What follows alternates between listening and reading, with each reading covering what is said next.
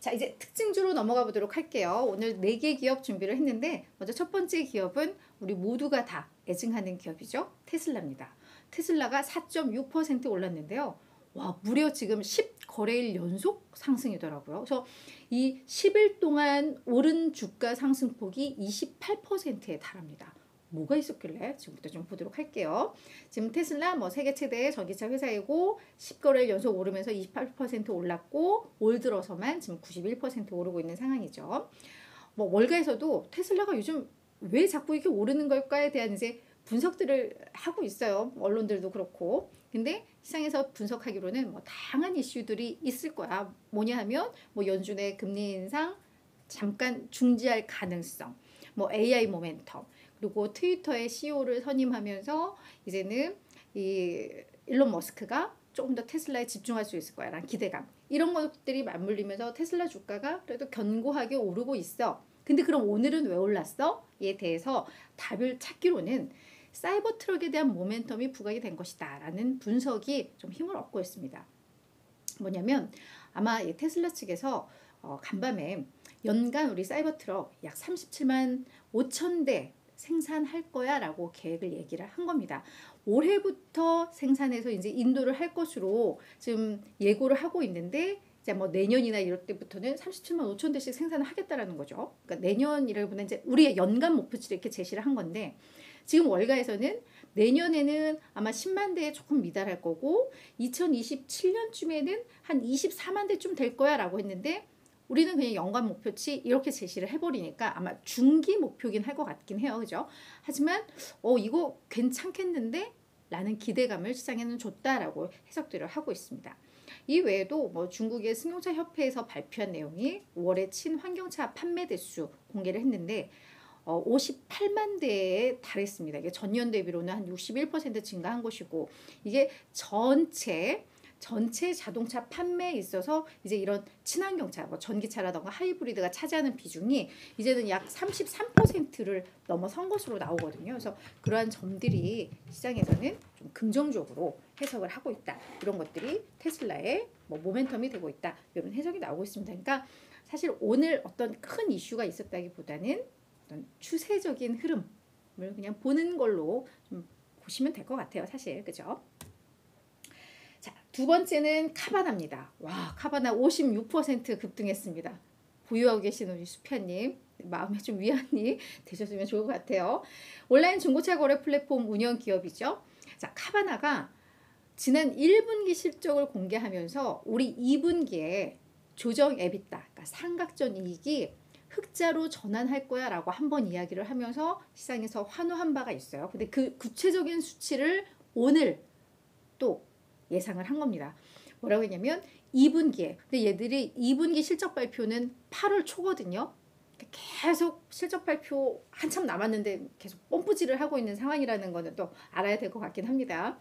조정 에비타 우리 5천만 달러 이상 기록할 것으로 예상이 돼 라고 하면서 구체적인 숫자를 제시를 했습니다. 여기에 시장에서는 확실히 이제 카바나가 바닥을 찍었나 보다 라고 해석을 하게 됐죠.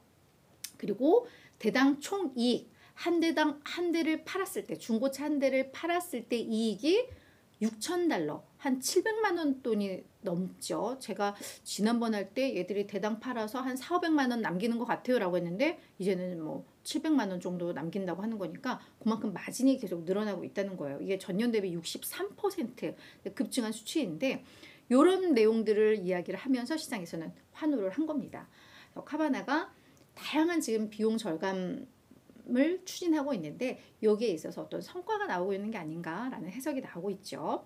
다만 웰스파고에서는 얘들이 아직 부채 상환 문제 완전 해소되지 못했어요. 그래서 재무 부담 지속되고 있고, 그리고 뭐 지금 조정 에비타 흑자 전환 가능성 이야기를 하지만 실질적으로 영업을 잘해서 현금 흐름을 창출하는 이 잉여 현금 창출은 당분간 어려울 것 같아. 그래서 이런 것들을 고려할 때는 너무 막 이렇게 환호해서 뭐 매수하는 거, 추격 매수하는 거 좀 위험해라고 이야기를 했습니다. 다만 그래도 바닥 가능성이 나오고 있다는 점, 그런 점에 있어서 뭐 월가에서도 긍정적으로 평가하고 목표가 상향도 있다는 것도 또 좀 균형감 있게 보시면 좋을 것 같습니다. 세 번째는 어도비입니다. 와, 어도비도 5% 가까이 상승을 했습니다. 포토샵 등 이 소프트웨어 솔루션을 개발하는 업체인데요. 우리가 AI 수혜주들 열심히 찾고 있잖아요. 그래서 뭐 엔비디아 막 하는데 이 어도비도 저희가 주목을 해야 될 것 같습니다.